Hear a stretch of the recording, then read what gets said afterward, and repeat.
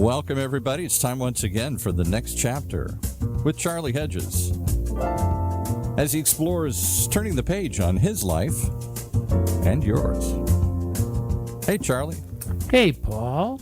Our guest today, Ellie Gould, is a specialist in making the kinds of changes in life that are both valuable and lasting. In fact, she has created a process to help each of us understand who we truly want to be, how we might get there, and then, most importantly, how we can stay there. Ellie Gould makes a compelling argument for the use of feeling our way into success.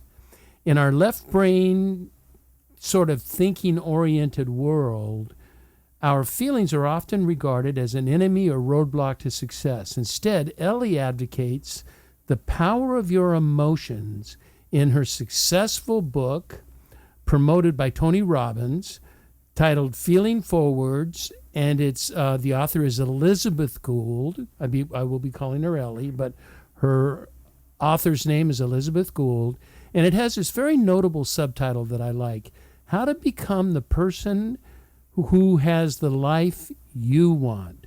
Today, Ellie will use the lessons and learnings from her book to walk us down the path of making changes that stick. Just a sentence on Ellie: she is a best-selling author, an entrepreneur, personal reinvention coach, and she has worked with Tony Robbins and with Randy Zuckerberg. So with that, let's bring on our special guest. Ellie Gould, welcome back to the next chapter with Charlie. Oh, thank you, Charlie. This is such a treat to hang out with you and Paul again. I think we should probably tell everybody that they've already picked up on that you're Australian, but that we are making, you are not here, we are making the long distance call from Australia to, or from California to Australia. Now, this is already Friday for you, isn't it? It is. It's like you're speaking to the future already. Oh my goodness! Don't get me going on time constructs and time travel.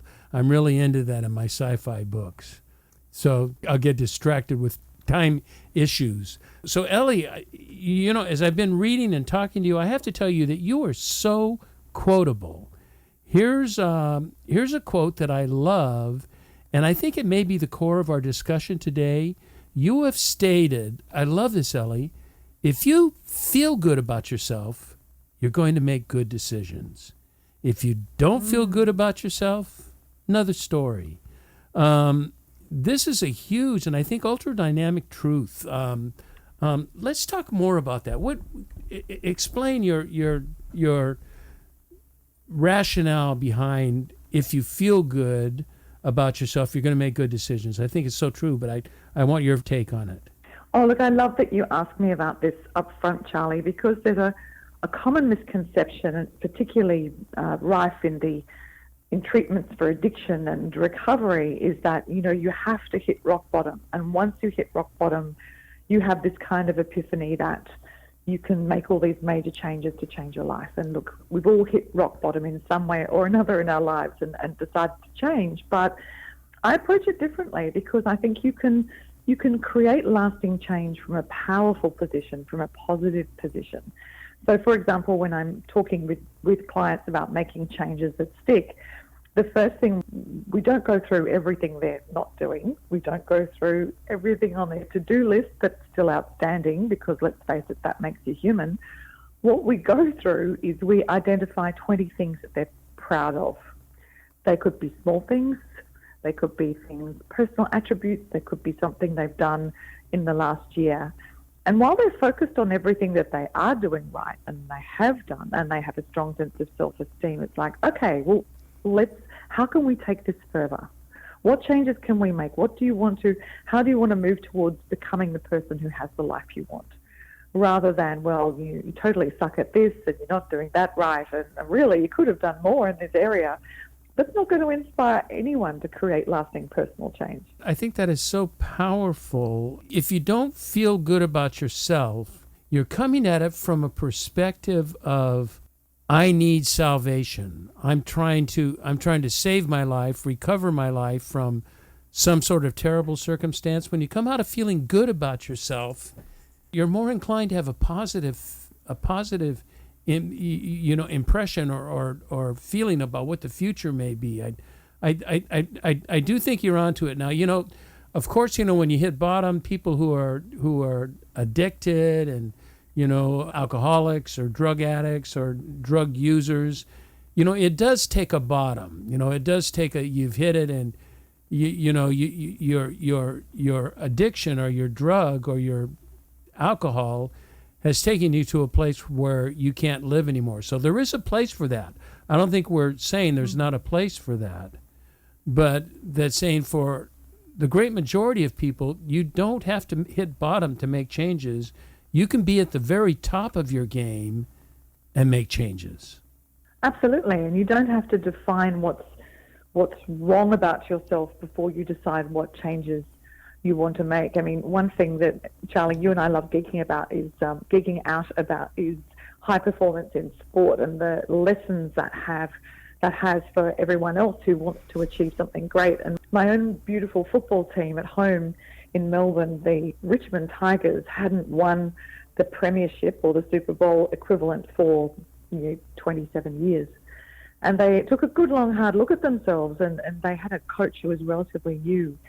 And it just wasn't working. I mean, the results were terrible. And the coach said, can we just dig up the files of all the players and can we look at the original reason why we drafted them? Why did we hire them in the first place? And they looked back at all these players and realized that over time, and one of the coaches wasn't so great in the past, but over time they had taken someone who perhaps maybe was fantastic at offense, because we don't have offense and defense teams, but maybe he was really good in one position, but someone got injured, so they moved them to another position. And they realized that they'd ended up with a team that was playing catch-up and mismatched because they weren't all playing to their strengths. So they said, okay, we're going back. We're starting over again.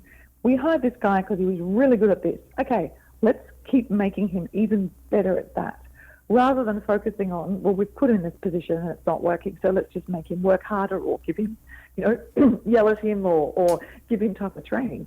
And I think we can do that with ourselves sometimes. We can beat ourselves up for something we haven't done. Usually it's because we're not that great at it anyway, and it could be that it's not our natural style or personality, and we can try to do something until, as we say in Australia, the cows come home, and it's never going to work. So starting with making lasting change or working towards that great big dream you have, look at where you've succeeded in other areas. Look at where you are great, and let's just increase that by 1, 2, 3%, and then the changes are truly extraordinary. There's an assessment, and there's several assessments to working on the positive aspect of life. But the one, are you familiar? I'm sure you're familiar with Strengths Finders. And they focus on your strengths and understanding that you have, let's call them non-strengths, that are areas, and typically in business coaching and executive coaching, what we used to do 30 years ago is that we would take your non-strengths and say, how can we make your non-strengths better? How can we take you and move you up so you're evenly balanced? And now I think there's a lot of growth specialists that are saying, no, that's not the answer. The answer is, let's focus our attention on what we do best, and if we focus on that, we're going to succeed, and we find other people, other means to take care of our non-strengths. I so agree with what you're saying. I think it's the way to go. And look, playing to something that you have already started. You've already started form of achievement. Once again, is a form of self-esteem that moves you forward. I have clients who want to embrace a more structured morning routine, and there is I wouldn't say it's a myth, but there is a conception that the ultimate morning routine follows A, B, C, D, and it's usually got a workout component and maybe some journaling and reflection. And your morning routine is amazing, but some people it doesn't work for them. And I had one client who was just really struggling with this. And I said, look, I said, what would you really like to do in the morning? He said, well, I don't get enough time to read. I said, okay, I don't care if you set your alarm and you read one chapter of War and Peace every single morning, because it's your goal to finish that book. Because the magic of the morning routine isn't what you do, it's the fact that you show up consistently. He said, can I really do that? Is that a good morning routine? I said, yeah, it's a good morning routine for you, because you fulfill one of your goals, you follow through, you feel proud of yourself, you show up consistently. So, yeah. And he found he could effortlessly absorb a different and earlier, more powerful morning routine because he was doing something that really, really resonated with him. Whereas I don't think even if I'd picked him up in my car at 4 o'clock in the morning and taken him to the gym myself, that was never going to work. Yeah, you know, I want to get onto that morning routine. You have a coffee example that I want to talk about later that I think is just really a brilliant idea that you had. But you know, before we do that, we talked about a powerful paradigm that you have established around the idea of be and do and have. That first, it has to do with we need to understand who we are, what we consist of. We need to act on that, and the acting on who we are internally, our strengths, and even our non-strengths, you know, we can pay attention to. But if we pay attention to our strengths, that gives us the power, the momentum, the drive and wherewithal to do what we believe we are, and that results in us having and in the end, the reward is that we have what we're trying to accomplish. Can you? I know I probably screwed that whole thing up. So let's have the expert tell me what that's about. No, not at all. That was a great summary.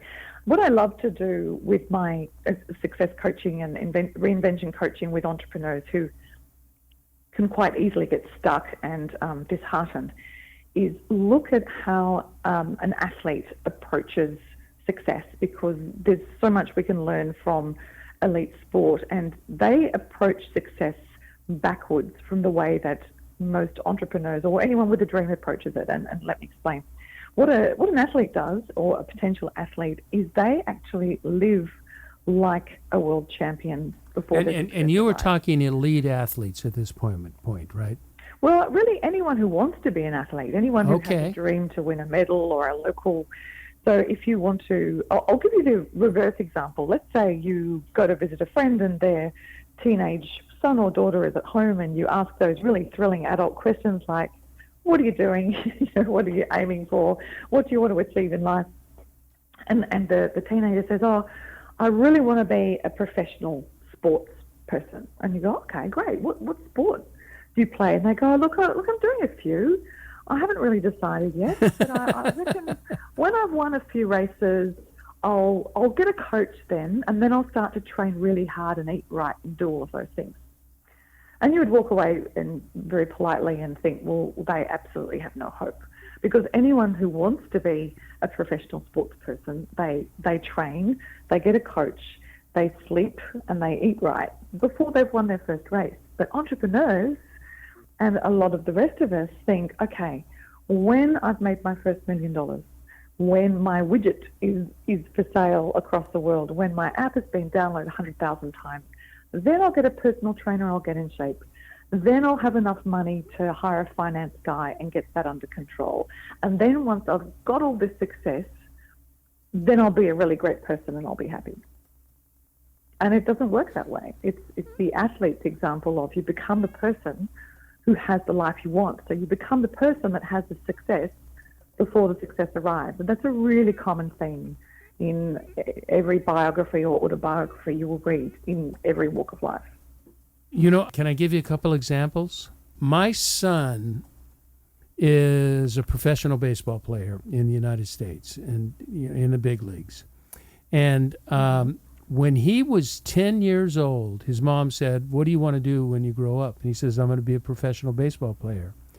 And he's 10, Ellie, he's 10. And she says, "Well, that's a great choice, and she doesn't want to dishearten him by saying, the chances are between slim and none that you would be a professional baseball player, even though he was an extraordinarily talented athlete."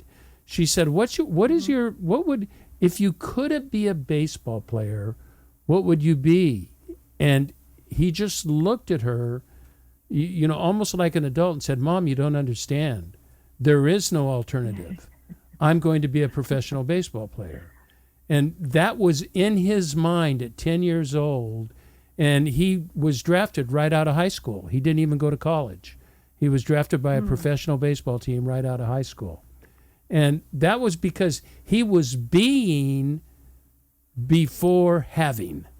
This was who he was. And then I want to give another example from a film that I saw Babylon, and so I'm just going to let all the audience determine what they want to determine about Babylon, because it's a different film.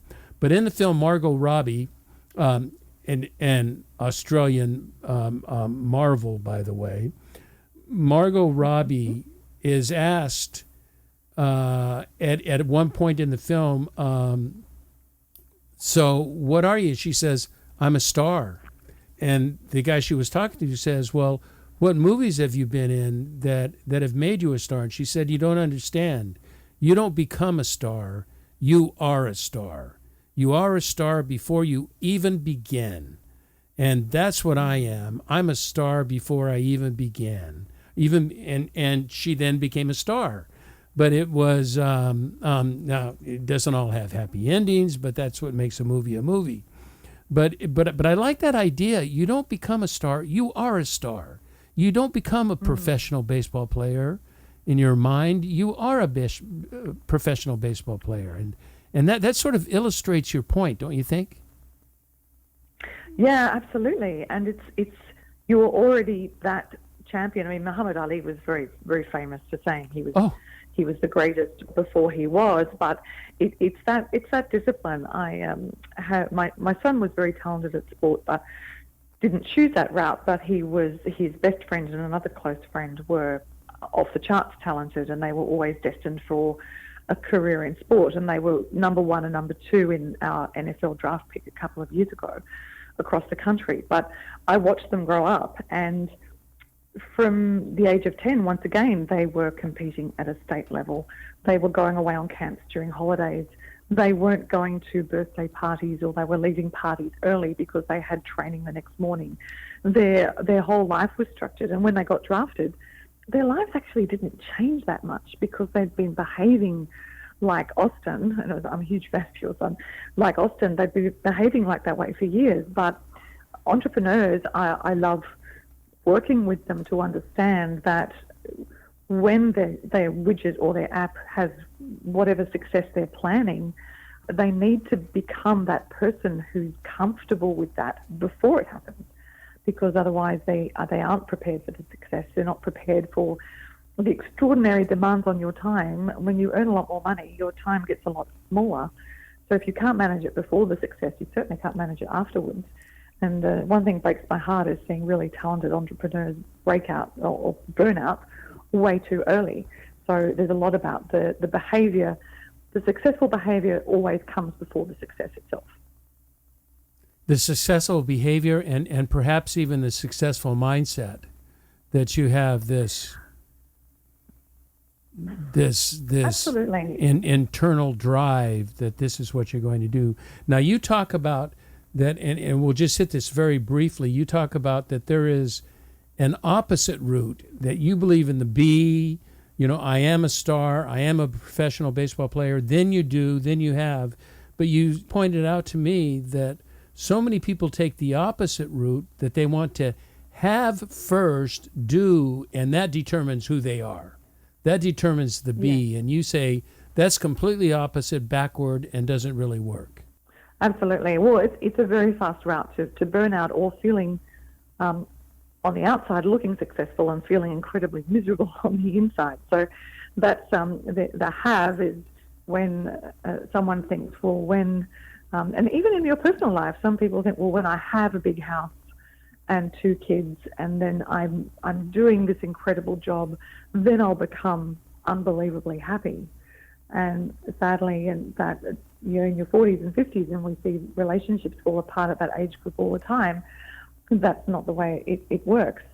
And I think financial success is attributed with happiness in the have-to-be model, that sometimes it works, sometimes having your widget sold across the world is enough to make people happy, but it's not a cause and effect. You have to have the feelings of success and confidence that will carry you through right to the end. You don't have an external event like a business success that automatically guarantees you're going to become a very happy person. And I think that has, I was going to ask you questions, how do you attain that? But I think you address that to a large degree in your book, Feeling Forwards. And so just before we go deeply and spend our time into making changes that stick, I'd like to have, just a brief discussion about some of the ideas in your popular book, Feeling Forwards. In the book, you talk about the powerful use of feelings in a thinking-oriented world. And now, I so agree with this. And, I don't think it's one or the other. I think it's both. But I think we have so ignored the feelings that we need to put maybe a more special attention on that, the left brain, right brain concept. Can you talk to me about the use of feelings in a thinking-oriented world and what Feeling Forwards is all about? Yes, well, look, this is something I absolutely love talking about, because this is actually, I learned and I uncovered the technique I called Feeling Forwards over a long period of time, because my first book that was published was called Secrets of Cancer Survivors. And after I had my own cancer journey, which I didn't know about that. Oh, really? Oh, well, I'm so glad you've asked me a question that's going to uncover something new for everyone. But I had written books for years, murder mysteries that absolutely everyone hated. So I'd written about 10 or 11 books that were just clearly, truly horrible. And then I got cancer, and I realized there was a gap in the market, because there were lots of single stories, which were lovely, and lots of books about diets and meditation, which is great. But no one had written about the thinking patterns of cancer survivors. And I thought, okay, I know what I had to do to think my way through it. Is that unique?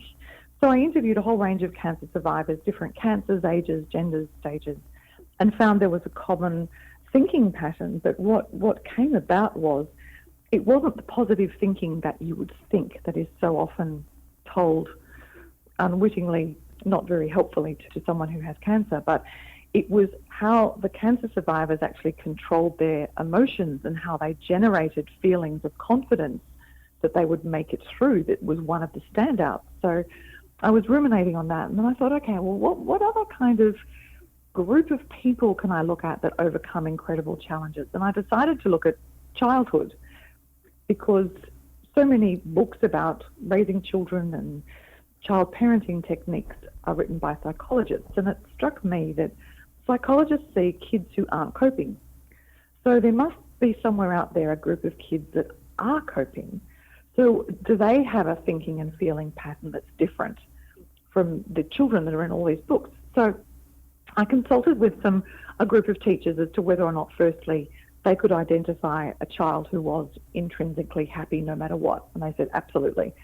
So I interviewed a range of children under the age of 12 and talked to them about their lives. And they'd all been bullied. There were some that were adopted, some that were only children, big families, middle kids, young kids, different socioeconomic groups.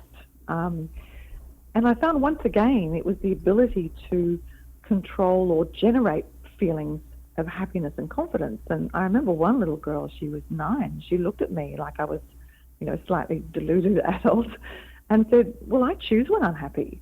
That's within my control. At 9 years old, really said that? Yeah.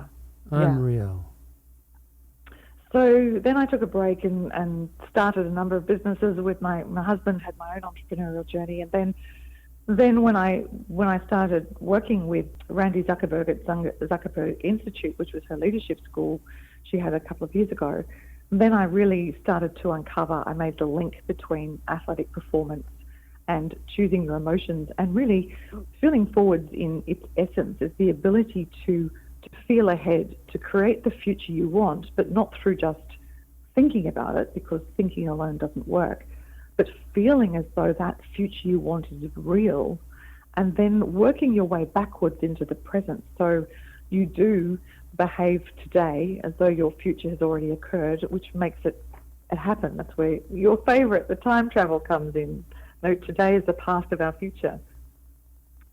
Yeah, I love, again, I say you're so quotable. I love that statement. Today is the past. We have to think, today's the past of your future. We have to think, in thinking of future, today is past.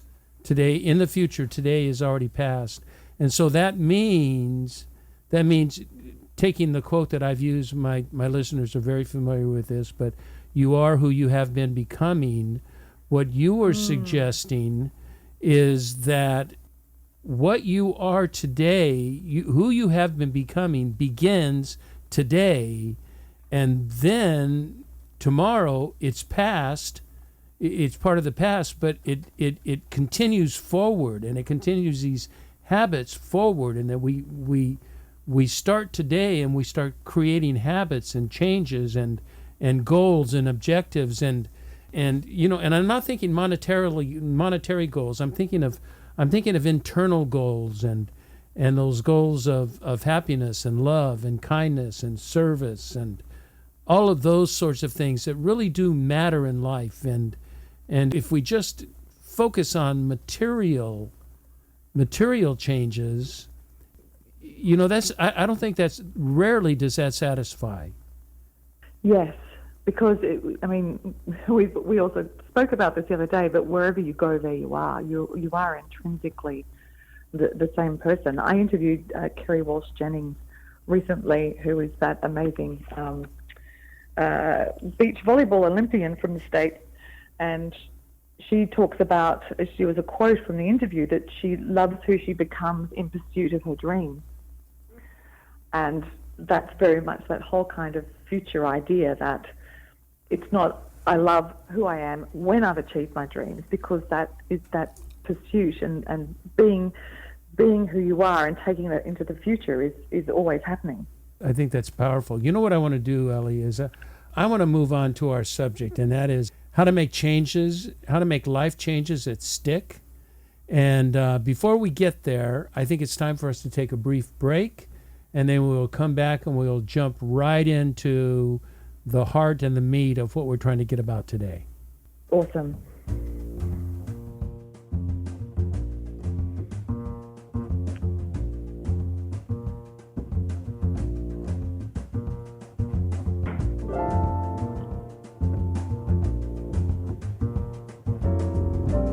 Hi there, this is Charlie Hedges, and you are listening to the next chapter with Charlie.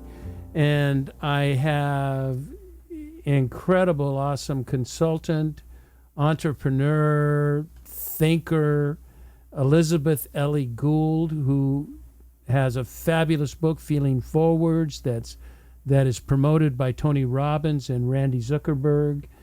But we are going to talk today, we've been talking about her book, Feeling Forwards, and about the power of feeling, about the power of thinking positively. If you feel good about yourself, you make good decisions.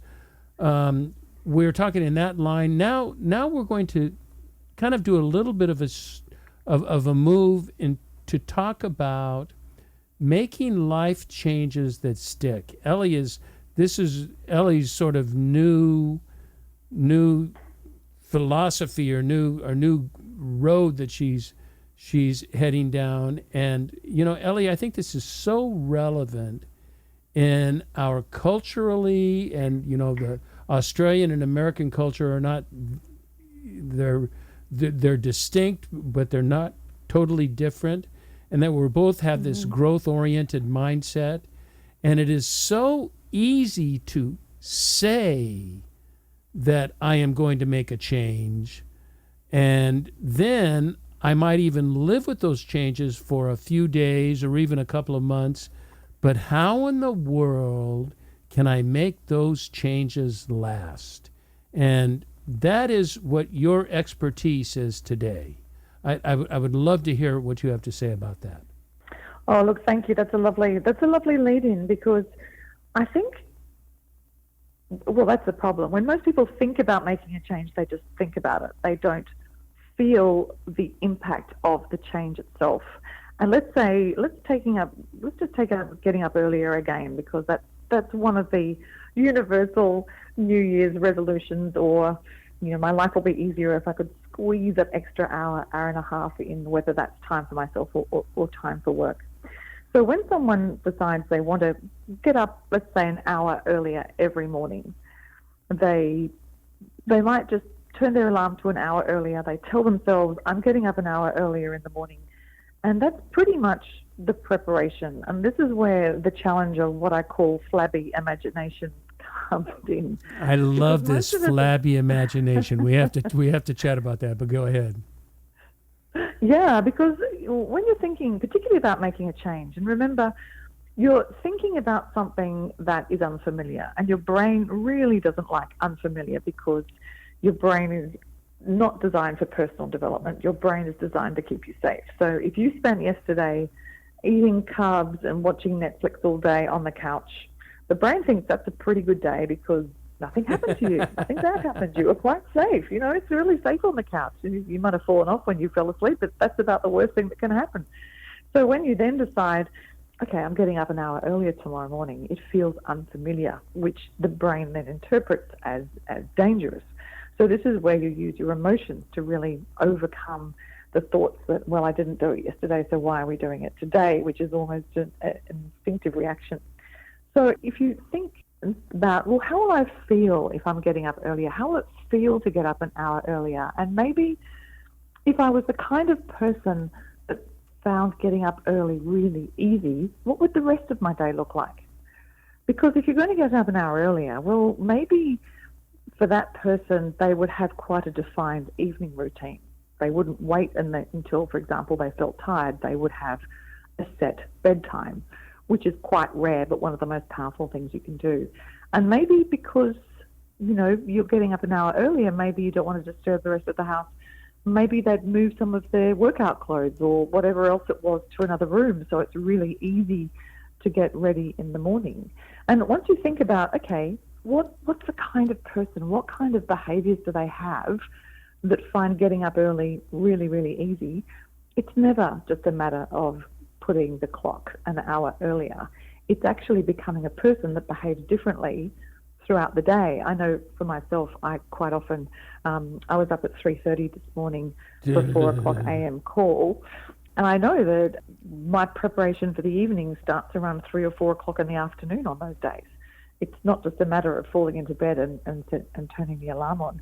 And I'm going to, you hinted earlier about the coffee story, and I loved this story because I had a client who had great reasons to get up early in the morning, but she just couldn't emotionally bring herself to do it. So we brainstormed, and I said, look, what is it about your mornings? Let's leave aside what time you get up. What is it about your mornings that you really, really look forward to, that you feel excited about? And she said, well, I love my coffee. I said, well, who doesn't? But can we work with that?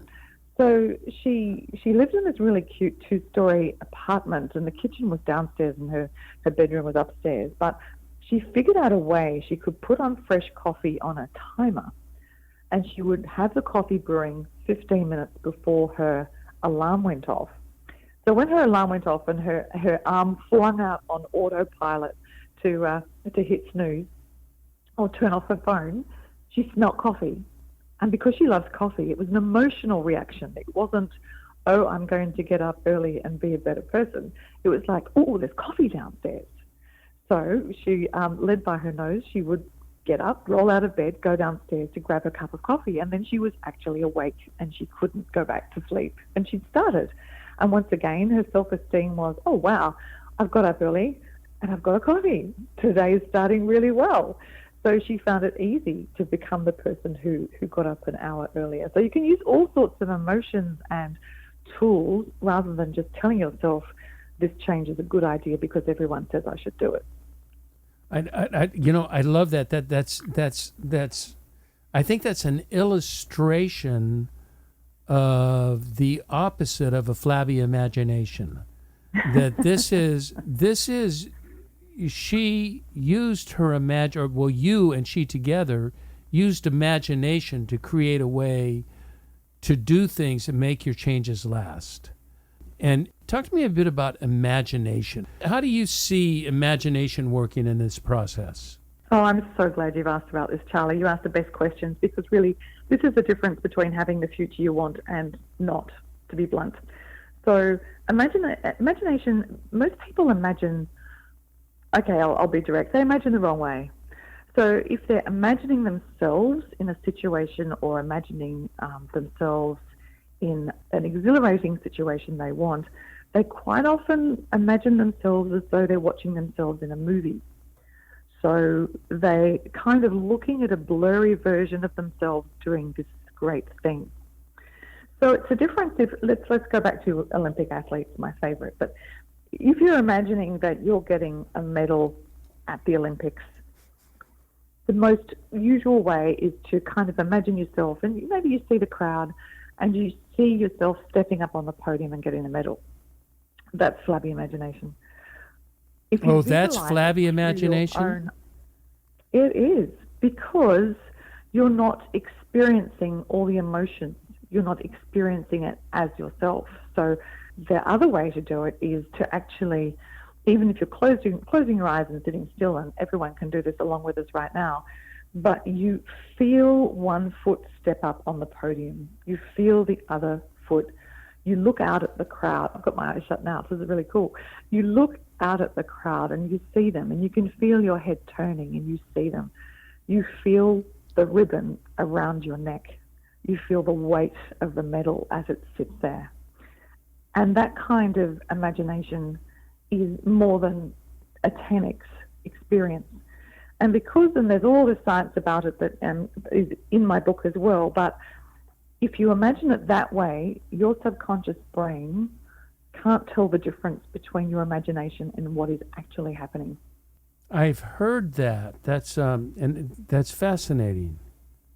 And there's even there's a couple of experiments, and I won't geek out too much on the science now, but they put the good old college students, they put their perfectly healthy wrist in a plaster cast, so it could not be moved. And one group was told, look, just do what you normally do, just wear the cast and we'll cut it off in 6 weeks and fine. But the other group were told to imagine their bones getting stronger and to imagine the muscles clenching and growing stronger. And of course, they're armored in plaster, so you can't actually contract your muscle if it's immobile. But that group, when they took the plaster off, their muscles had actually grown stronger. Just through their imagination. Through imagination. Yeah. There's so many things about the power of the mind that is just mind-boggling if we could only access that. Now, Ellie, you have one of the things that you suggest in Feeling Forwards is you have sort of creating these changes that can stick. You have 5 questions. Can you maybe 5 is a bit long, but could you pick the 3 that you think would really impact people if they ask these questions daily? Isn't that what you suggest, that you ask these questions daily? Yeah, absolutely. Talk to me about those. Look, if you start the day thinking about or creating the day you want to have rather than let the day happen by random accident, you have a completely different experience. So every day I ask myself, and these are the big ones for me, what will I look back on tomorrow, next month, next year? What will I look back on that I was really proud that I achieved today? And achievement is a broad word, but it could be something you start. It could be something you don't do. It could be something if you have a very strong imagination and you have imagined the kind of life you want to enjoy, if you're making a not so great choice on how to spend your time or what you choose to put in your mouth in that moment when you're feeling grumpy, and you stop and you think, well, am I going to be proud that I did this when I look back on it? And if the answer is no, just don't do it. Now, that is, let me just comment on that, because I think that is very, very powerful. What can I do today that I will be proud of in the future? And what might I do today that I would not be proud of in the future, or that could be limiting for me? And, I think I need to look at both of those, don't you think? Yeah, no, I love that you've seen the distinction between that, because it's subtle, but it's really, really powerful, because I think it's also has some huge benefits in mental health, particularly the second one, because you think, will I really be worried in 1 year's time? Will it be important? Will it matter what this person said to me, even if there's someone close to you? Will it actually matter? Will it matter that my train was late or I was late for a meeting? Will it matter that I wasn't able to get this done or someone let me down? Is it really that important? Because most of the time it really isn't. But what it does do is it chews up a lot of emotional energy you could actually be spending to move yourself forward. Yeah, just a huge amount of emotional energy. I like to remind people, I say, I could probably say 1 month ago, but I frequently say 1 year ago today, you were extraordinarily stressed and frustrated about something. There was something that was really bothering you. Can you tell me today what that was? And they can never say that. They can't tell me that, because they've not processed it. It's just they've let it go into the emotional negativity bag that is inside of us, and it just keeps reawakening these demons and these monsters that we don't need to deal with when we're thinking positively in our imagination about what we can do that matters. I love this idea. What can I do today that I'll be proud of tomorrow, a month from now, a week from now, whatever? It's a brilliant question. What's your next one? My next one of my favorites, is who can I lift up today? And I allocate what I call 15 minutes of kindness to reach out to someone, and I write this down in my journal, so it's always someone different. And look, sometimes it can be a family member. If I'm spending some one-on-one time with a family member, it can be someone I haven't spoken to for a while. It can be a colleague that I've heard is going through a hard time, or sometimes I just really love doing something like jumping on LinkedIn or Instagram and just commenting on 5 people's posts, not necessarily my followers, not necessarily anyone I'm connecting with, but there's a lot of people who are doing the best they can with what they have. And I know when I was starting out in writing and speaking, the occasional kind word from a stranger had the most enormous impact, and particularly when I was going through cancer and people would just squeeze my arm or just smile and not even say anything. So reaching out to other people, paying it forward, lifting up the world around you is another way to really feel as though you're creating a future that you want to exist in. I've stated several times that probably, I hate to say my most important value, because tomorrow I'll say what else is most important, but a supreme value for me is kindness. And I have found the more in the last, 5-6 years, the more I've focused on kindness to other people and being nice, saying nice things, and if they do something really outstanding and it impacts me or it impacts somebody else, it just takes 5 words to say, man, you really made a difference in that person's life, or you really helped me with that. You know how far that goes. That is, you just made a person's day. Yeah. And Charlie, going back to your earlier point, I can remember, particularly when I was very, very unwell, I can remember every kind stranger I met so much more than I can remember when someone said something snaky at work, or, a friend that's no longer in my life, I can barely remember, did something. I actually can't remember those, but the kindness, just someone taking the time to lift you up, I mean, that's something I can remember so clearly from decades ago. I have a kindness test. Do you know what my kindness test is? I watch people. No, I'd love to hear it. And I really try to practice this myself. How do you treat sales clerks? Like when you go to a clothing store, do you pick up the clothes and just throw them back down on the rack? Are you kind to the sales representative, or even your grocery clerk who's checking out your groceries? Just a couple of nice words. I find something to say to them that just kind of makes them chuckle, and you know what I find? They look forward to having me in line next time, because they know they're going to get an encouraging response. I have taken, in the Bible, there's a statement that Jesus is asked what's the most important things in life, and he says to love God and love your neighbor as yourself.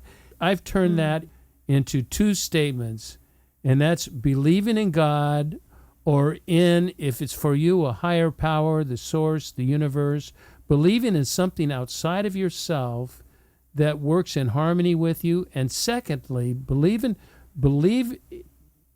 first is to believe in hope that there is outside help. But secondly, where love your neighbor, I just say, be nice.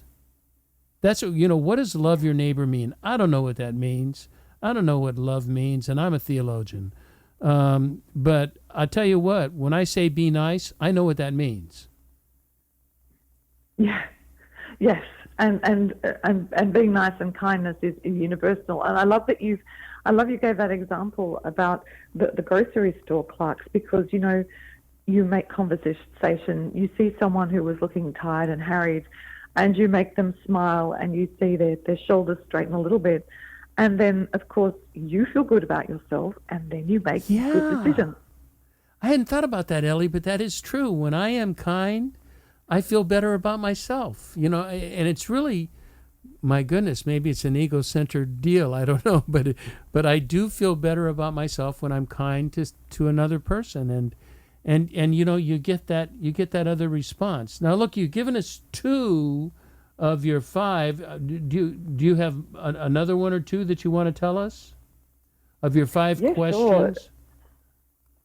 The other one is I look at what my intention is for the day, because I'm certainly never going to say, I use feeling forwards and I have a great day every day, because life happens, right? Whether it's a domestic crisis or technology challenges, which is one part of my work I don't enjoy as much as others. So depending on what kind of day I know I've got lined up, if it's a day with lots of interviews, then it's understanding and connection, and that's my intention, for the day. But if it's a day of crunching out some content, or then my intention might be consistency. And so if my shoulders do drop at one point during the day, it's like, okay, I'm just going to get one more thing done.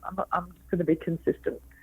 I might not feel like laughing and dancing about it right now, but I know being consistent is going to give me the rewards that I want.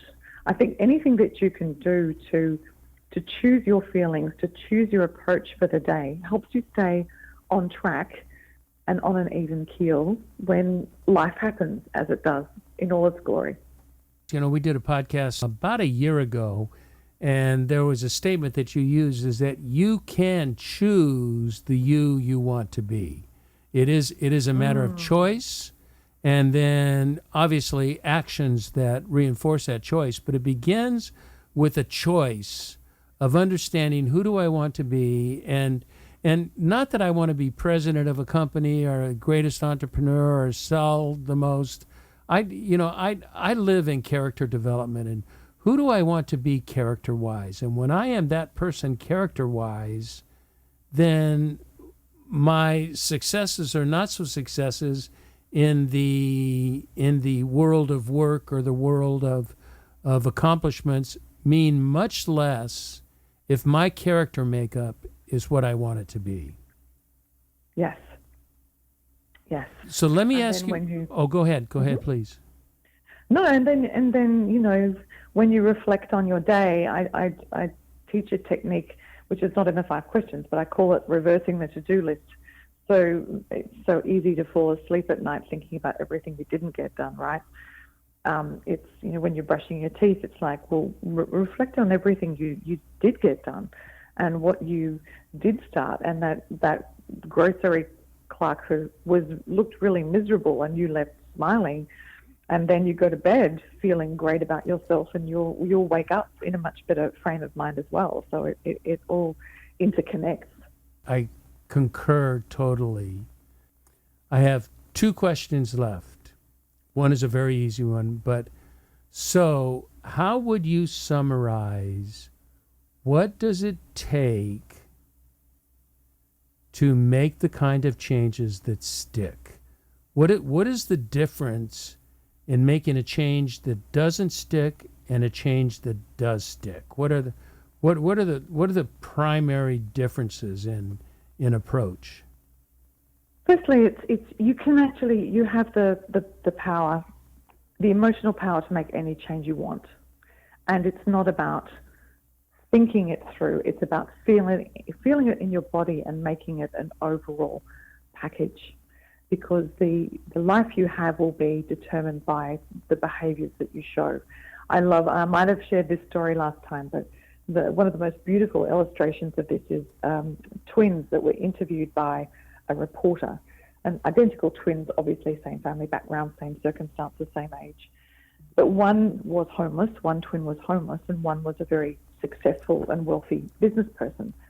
So the reporter asked them each a question, and he said to the homeless twin, well, to what do you attribute how your life has turned out? And the homeless twin said, well, my father was an abusive alcoholic. There was never any hope for me. I had no choice but to have this life. And the reporter asked the second twin, well, to what do you attribute how your life has turned out? And the successful business person twin said, well, my father was an abusive alcoholic. I had no choice but to create the life that I enjoy now. And all it was feelings. What you feel becomes real. What you focus on determines your future. And we all do. And I'm sure there are many people listening that have had greater trials and tribulations than I have. But, you know, I've been in a fatal car accident. I've had cancer. I've had a few other very colourful things happen.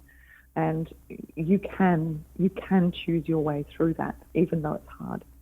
I'm sort of reticent to say, but some people think, you know, I was a decent father. And I'm adopted, and I came from 2 fathers that were horribly dysfunctional and did nothing to support me the way I needed support as a young, psychotic young man, because I went through so much traumas as a young child, you know, through the ages up until about 8 years old.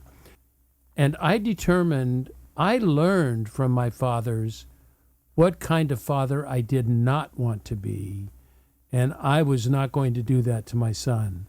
And so there was a whole different, and it wasn't just a very permissive, oh, you can do whatever you want to do. No, there were boundaries, there were hard lines, but the one thing that sort of overrode any other actions was love.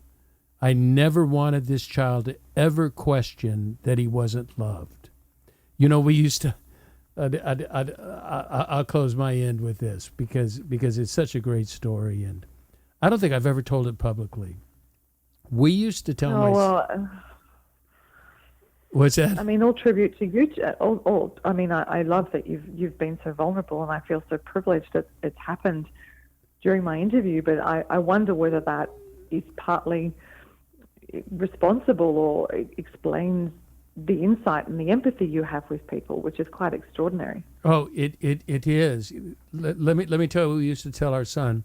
We lived in a neighborhood, and we would say, if God were to line up all the boys in our city in San Juan Capistrano, we would travel down Golden Ridge Lane and this street and that street, and there was just a line of hundreds of boys, and God said you could pick anyone you want to pick. Your mom and I would go through that line, and every single time, it would not fail, we would pick you.